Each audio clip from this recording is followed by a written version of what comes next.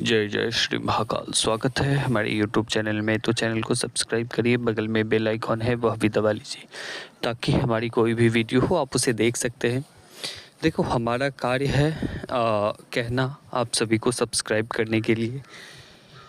आपका कार्य है आप इस बात को ध्यान रखें ना रखें, ठीक है। हमारा केवल उद्देश्य है कि सब्सक्राइबर लोग बने, हमारे चैनल से जुड़े। तो इसलिए हम कह देते हैं कि आप लोग सब्सक्राइब कर लीजिए। जब लोग जुड़ते हैं, जब आप लोग सब्सक्राइब करते हैं तो एक मन में ये भी होता है कि हमारे सभी जो भी साधक साधिका है या हमारे जो भी वीडियो हैं वो बेस्ट बना हुआ है आप सबके लिए, ठीक है। तो इसलिए हम सभी को कह देते हैं कि सब्सक्राइब करिए, ठीक है। ये करना ना करना ये आपके ऊपर निर्भर करता है कि आप सब्सक्राइब करेंगे नहीं करेंगे, ठीक है। लेकिन हमारा यही उद्देश्य होता है कि जल्दी से जल्दी आप सभी 11,000 सब्सक्राइबर पूर्ण हो जाइए। तो फिर हम और भी नई नई ऐसी गूढ़ रहस्यों के बारे में बताएंगे, ऐसी जानकारियाँ देंगे जिससे आप जानते भी नहीं होंगे, ना आपको इस विषय के ऊपर कोई जानकारी दिया होगा, ठीक है। तो चलिए हम एक कोई भी शक्ति या कोई भी उग्र प्रकार की साधनाएं, तामसिक साधनाएं रात्रि में ही क्यों की जाती है, रात्रि में ही क्यों करते हैं। उसका समय दिन में भी हो सकता है, ठीक है, 2 बजे भी हो सकता है, 1 बजे भी हो सकता है दिन में, ठीक है। लेकिन उग्र प्रकार की साधनाएं रात्रि में ही क्यों की जाती है? क्योंकि कुछ शक्तियां ऐसी होती हैं, जैसे प्रेतादिक शक्तियां, उग्र प्रकार की शक्तियां, सभी का विधि के अनुसार एक विधान रखा गया है, विधान है, ठीक है, कि किसी भी लोक के लिए, किसी भी समय काल के लिए एक दूसरे में इन्वॉल्व नहीं होना है। मतलब कि दूसरे के कार्य प्रणाली में हस्तक्षेप नहीं करना है, ठीक है। तो सबकी एक प्रक्रिया बनाई गई है प्रकृति के द्वारा। तो समय का भी बंधन रखा गया है। दिन में 3 बजे के बाद से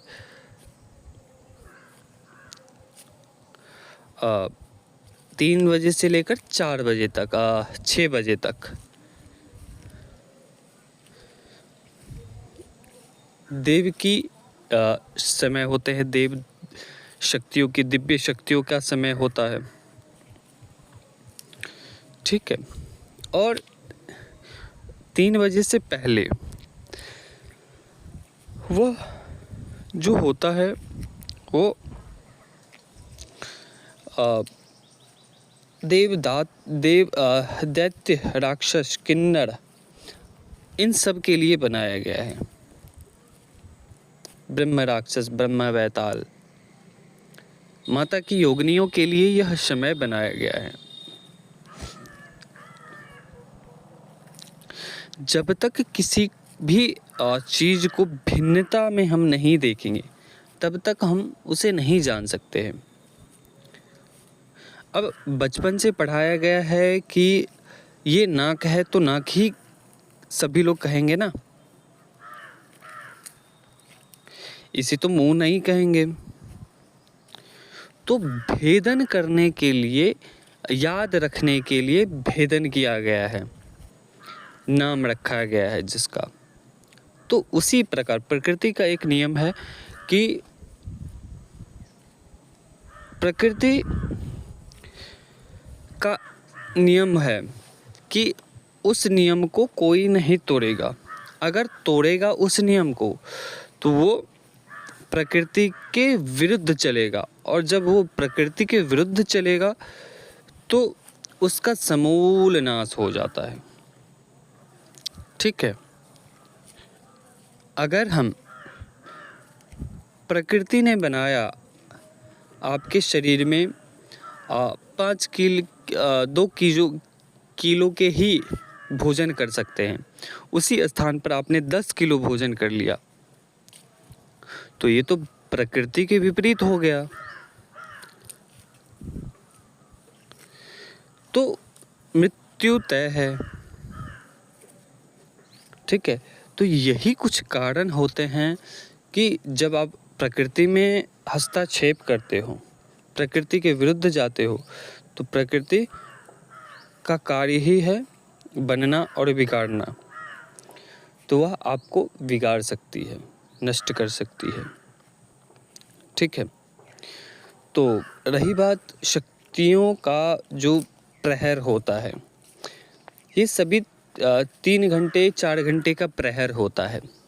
ठीक है, कोई प्रहर मानवों के लिए बनाया गया है, कोई प्रहर देव शक्तियों के लिए बनाया गया है, कोई प्रहर राक्षसों के लिए, दैत्यों के लिए बनाया गया है, कोई प्रहर भूत प्रेत पिशाच आदि के लिए बनाया गया है। ठीक है ना, कोई प्रहर पूजा विधान आदि के लिए रखा गया है। ठीक है, तो प्रहर इस प्रकार से रखा गया है ताकि कोई भी अपना कार्य को करने से पहले प्रहर की आवश्यकता होती है। ठीक है, जैसे कि आप कोई भी विशिष्ट प्रकार की साधना करते हो, कोई भी तामसिक सात्विक साधना करते हो, तो उसमें प्रहर का बहुत महत्व रखा गया है। ठीक है, जैसे कि कोई सात्विक साधना है, माँ देवी की साधना है, महाकाली की साधना है, सात्विक माँ दुर्गा की साधना है, तो उनका जो जप होगा वो दिन में ही होगा। जैसे छिन्नमस्तिका, तारा, कामाख्या माता, इन सभी का मंत्र रात्रिकालीन में ही साधना फलित होता है। ठीक है, प्रेतादिक शक्तियाँ, तामसिक भोग लेने वाली शक्तियाँ, वो रात में ही इनकी साधना करना उचित होता है। ठीक है, दूसरी बात कि साधना स्थान का निर्णय, साधना स्थल का निर्माण या साधना स्थल का निर्णय कहाँ करना है। ठीक है, एक ऐसा स्थान खोजना है जहाँ पर कोई भी व्यक्ति आपको परेशान ना करे। ठीक है, आपको दिक्कत ना दे, ऐसे स्थान पर साधना करना है। दूसरी बात कि आप किसी भी साधना को साध रहे हो, आप कहीं भी साधना कर रहे हो, तो उस स्थान को जागृत किया जाता है। ठीक है, उस स्थान को जागृत किया जाता है ताकि वहाँ पर आप जो भी साधना करो, कोई दूसरी शक्ति आपकी न ले जा पाए, आपकी ऊर्जा कोई अन्य प्रकार की शक्ति कोई न चुराए। तो इससे जब आपके साधना स्थल जागृत होता है तो वहाँ की ऊर्जा कोई दूसरा शक्ति नहीं ले सकता है। तो साधना स्थल का जागरण अति आवश्यकता है। ठीक है, साधना स्थल का जागरण इस प्रकार से होता है जैसे किस प्रकार से किसी भी साधना को करने के लिए कोई भी गुरु उस शमशान को जागृत करता है, उसी प्रकार किसी भी साधना को सिद्ध करने के लिए, किसी भी शक्ति को आवाहन करने के लिए कुछ क्षेत्र को जागृत करना पड़ता है। ठीक है, जैसे 100 मीटर में, 50 मीटर में, इतने आप जहाँ भी साधना करोगे उसके 100 मीटर के दायरे में वहाँ के सभी आपके स्थान जागृत हो जाएंगे, जिससे आप मंत्र करोगे तो उसके कई गुना परिणाम फल आपको प्राप्त होंगे, कई गुना मंत्रों में ऊर्जा बनेगी, कई गुना आप शक्ति को स्पष्ट देख पाओगे। ठीक है, तो इसलिए साधना स्थल का जागरण किया जाता है। ठीक है, तो चलिए ये कुछ बातें थी जो साधक को जानने योग्य थी। तो अभी तक के लिए अनुमति दीजिए। जय श्री महाकाल, जय महाकाली। और जो भी नए साधक और साधिका है, सभी से आग्रह है कि सभी लोग सब्सक्राइब कर लीजिए। तो अभी तक के लिए अनुमति दीजिए। हर हर महादेव, जय श्री महाकाल।